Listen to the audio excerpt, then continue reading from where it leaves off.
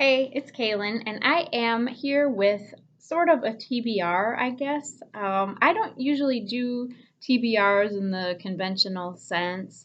I don't really track my reading from month to month. I read at different paces per month, so one month I may read two books, next month I might read four, and next month I might not read any. So it's kind of hard to kind of restrict myself, I guess, in setting a certain number of books that I will read per month. With that being said, I have sort of a set of reading rules that I've established for myself. And they go basically, I tell myself I will read a certain number of books before I allow myself to buy new ones. And that's worked for me in two ways. It limits the amount of books I have on my shelf, and so they don't look as daunting when I look at them. And I don't feel obligated to read because that's really not what reading should be about, in my opinion. And it does another thing for me, and that is it rewards me. It gives me my own built in reward system where then I read a certain amount, and because I've accomplished this, I reward myself by buying new books. So I might get into my kind of reading rules in another video, but I figured a lot of people do TBRs, and I thought, why not give it a try? If it doesn't work out, it doesn't work out. And all of the books that I've chosen for this month of May are books that I have on my shelf already. They're ones I'm meaning to get to sooner or later, so why not just pick the ones I'm most excited to read about now? And if that changes, it changes. So I guess without further ado, I will show you my books, and I have picked five books for the month of May, and I will start now. The first book I have is I'll Be Gone in the Dark, and I've started this book already, but I figured I'm probably going to finish it as we get into the month of May. So we only have a couple more days left of April anyway, so this would probably be considered a May read anyway when I'm finished. And so this is a book about a serial killer and one woman's search for him in California. She actually passed away before she could finish writing the book, and some of her researchers she was working with helped finish writing it. And it just came on the news last week, I think, that they caught who they believe to be this Golden State Killer. And he was responsible for something like 50 rapes and 12 murders in the state of California near the Sacramento area. And it looks like they finally caught him, and it was in the 60s and the 70s, and I think part of the 80s that he was active, and it took that many years, 40 some years, to actually catch this guy. And so I don't know what the book might have had to do with that, if it helped catch him, or um, or there was something about a genealogy website the police had used or investigators had used to track him down. So anyway, he was living in a suburban neighborhood. I guess he had a wife and kids, probably long grown up now because he's 72 years old. So I guess the news will tell us more about that. But this is pretty good. I am about a quarter of the way through it. It's not a good book to read when you're alone and it's nighttime, but it's a page turner. So this is really good. The next book I have is Our Souls at Night by Kent Harif.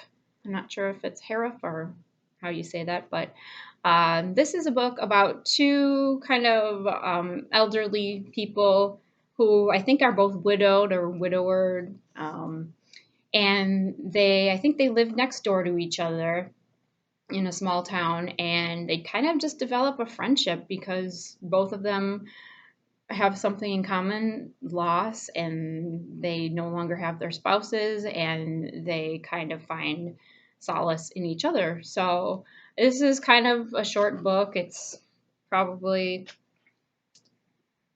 actually, doesn't, okay, here we go.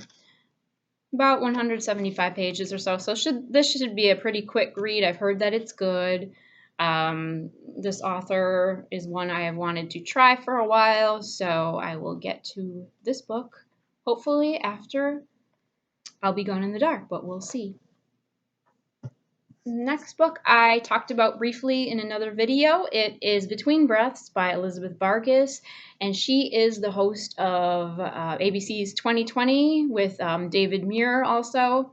And I kind of always liked her presence on TV, and I just, it's interesting how they have usually television hosts like these have a certain, just a persona of being, having it all together and um, being successful, and you don't know a whole lot about them behind the camera, so to speak. So in this book, Elizabeth Vargas, she talks about her depression and anxiety and panic attacks and also alcoholism. So I just thought it would be interesting to learn more about her as I've kind of enjoyed her on 2020. So that's the next book. And again, this is sort of a short one, and I am a slow reader. So I figured if I'm going to do a TBR of 5 books, I don't want to make them too lengthy because I am just setting myself up for failure. So with that being said, the next book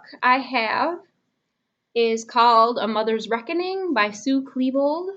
And I guess I am picking a few nonfictions here. So there'd be 3 nonfictions and 2 fiction books. This one is about the mother of one of the shooters at Columbine High School. Dylan Klebold was her son who shot, he along with Eric Harris in 1999, they shot up their school in Colorado and killed 13 people and then killed themselves. And this is basically the mother's story and how she can come to terms with having a child who has done such a horrible, horrific thing. And it just goes through her life and her life as a mother and how she coped afterwards, after the tragedy. And I was in high school. I think I was maybe a sophomore or a junior when this happened. So for its time, this was a huge, huge news, a huge, horrible thing. And of course, it still is. But I feel like just as time passes, these crimes are just there's going to be something that comes along that surpasses in terms of horror, the scope of this kind of thing. So with the shooting in Parkland, Florida, even being, having more victims there, it kind of almost overshadows this. But for its time, this was a huge deal, huge news. And, all of these kind of things are horrible. And just, it's hard to imagine someone's mother or the mother having a child who would be capable of doing something she would never have imagined he would do. And this is her, I think, coming to terms with it and trying to understand it and go on with her life after all is said and done. So, and the last book I have is a departure from the others, and it is The Last Unicorn by Peter S. Beagle. And I've talked about not really being a fantasy lover on this channel, and there are a few exceptions to that, I should have said. This being one of them, The Last Unicorn, I've wanted to read for a while. I've seen the movie. There was an animated film from the 80s. I saw it, I think, when I was in college, so I didn't even grow up watching it. I didn't even know it existed. But I liked the film, so I always kind of wanted to read the book. I started it one time and didn't finish it. So I am in talks with my cousin who has a podcast, and he likes to talk about books that have been adapted later on into movies or television. So we talked about this book and both agreed that we want to read it and then talk about the book and the film on his podcast. So I will be doing a podcast with him, and when that is available, I will link that below. And that is the last book. It is The Last Unicorn, and it is about a unicorn who lives in a wood, and she thinks she's the only one left. She is the only one left, and she's wondering where all the other unicorns went.